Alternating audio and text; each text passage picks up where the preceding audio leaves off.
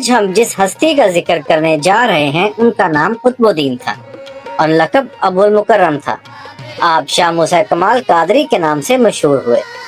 یہ بہت عجیب ہوگا کہ ہم شاہ موسیٰ کمال کا تو ذکر کریں اور ان کے والد شاہ کمال قادری کیتھلی کا ذکر چھوڑ جائیں۔ تو آئیں پہلے چلتے ہیں کیتھل ہندوستان۔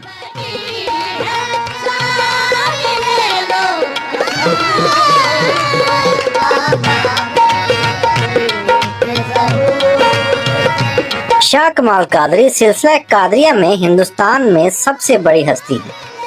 آپ 1521 عیسوی میں غوث پاک کے حکم سے کیتھل تشریف لائے۔ آپ کا خاندانی شجرہ 13 واسطوں سے سرکار غوث پاک سے جا ملتا ہے۔ کیتھل دہلی سے 124 میل شمال میں واقع ہے۔ کرنال اور پانی پت کے علاقے اس کے پڑوس میں ہیں۔ ہندوؤں کے عقیدے کے مطابق یہاں ہنومان کی پیدائش ہوئی تھی اور یہاں ہنومان کا سب سے بڑا مندر موجود تھا۔ مطلب یہ کہ یہ شہر کفر کا گڑھ تھا اور ہندو جوگی اپنے علم سے اس مقام تک پہنچ چکے تھے کہ اکثر مسلمان بھی ان کے کرتب دیکھ کر اپنا ایمان متزلزل کر بیٹھتے تھے۔ یہی وجہ بنی شاہ کمال قادری کی بغداد سے کیتھل آنے کی۔ آپ صاحب جلال ولی تھے، ہر وقت سرخ کپڑے پہن کر رکھتے۔ آپ نے اپنا ڈیرا ہنومان کے مندر کے عین سامنے لگایا۔ اللہ پاک نے آپ کو ایسی طاقتوں سے نوازا تھا کہ جو بھی ہندو جوگی آپ کے مقابلے پر آتا آپ اس کی طاقت سلب کر لیتے اور وہ مسلمان ہو کر اٹھتا۔ کچھ ہی عرصہ میں یہ شہر کیتھل سے کیتھل شریف بن گیا۔ بہت سے وزیر مشیر اور ہندو آپ کی خدمت میں حاضر ہوتے اور آپ کو نذرانے پیش کرتے پر آپ ان کو قبول نہ کرتے۔ ایک دفعہ شیر شاہ سوری نے آپ کو سونے کے سکوں کے تھیلے بھیجے۔ آپ نے وہ واپس کر دیا اور ساتھ لکھ بھیجا کہ میں آپ کو اپنا دوست سمجھتا ہوں اور آپ نے مجھے وہ بھیجا ہے جو میرے اللہ کو پسند نہیں۔ اگر عرب کو بھیجتے نہ حرم تک تو پھر اسلام میں کعبہ ابو طالب کا گھر ہوتا ہے۔ کعبہ میں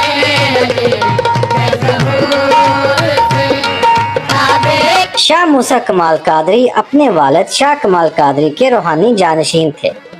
جب آپ نے شاہ موسیٰ کمال کو کوٹ قبولہ بھیجا تو ساتھ فرمایا کہ اگرچہ وہ علاقہ بابا فرید شکر گنج کا ہے پر غوث پاک کے احترام میں وہ آپ کو کچھ علاقہ عنایت کر دیں گے۔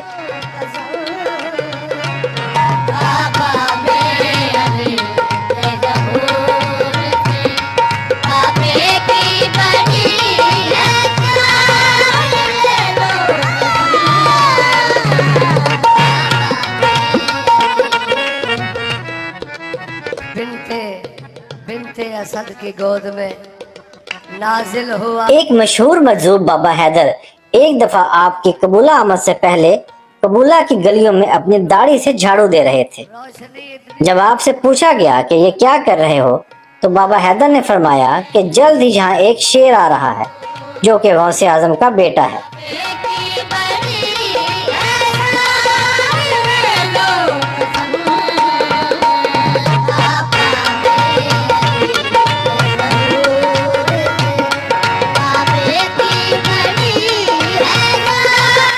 یہ علاقہ آپ کے آنے سے پہلے ظلم اور کفر کے اندھیروں میں ڈوبا ہوا تھا۔ ہر طرف غیر مذہبی ماحول غالب تھا۔ آپ کے ہاتھوں پر ہزاروں لوگ مسلمان ہوئے جن میں ڈھڈی، لکھویرے اور سلدیرے قبائل بھی شامل تھے۔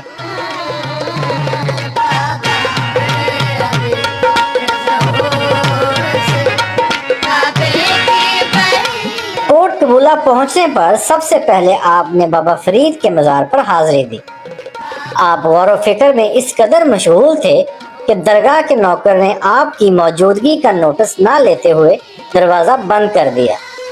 آدھی رات کو بابا فرید نے اپنے گدی نشین شیخ ابراہیم کو خواب میں آ کر بتایا کہ غوث پاک کا ایک بیٹا جو کہ روحانیت پسند ہے میرے قریب غور و فکر میں مشغول ہے جس کی وجہ سے میں بے چینی محسوس کر رہا ہوں۔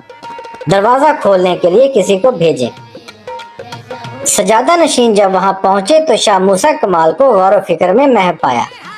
آپ نے نوکروں کی غلطی کی معذرت کی اور کہا آپ یہاں اور رک سکتے ہیں، اور شاہ موسیٰ کمال نے کہا کہ نہیں، میرا یہاں آنے کا مقصد صرف بابا فرید کی زیارت کرنا تھا۔ अभी कबूला आए आपको कुछ ही अरसा हुआ था और शाह मूसा कमाल बाबा फरीद के उर्स पर जाने की तैयारी कर रहे थे।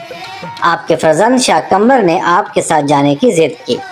आपने छोटा होने की वजह से आपको मना कर दिया।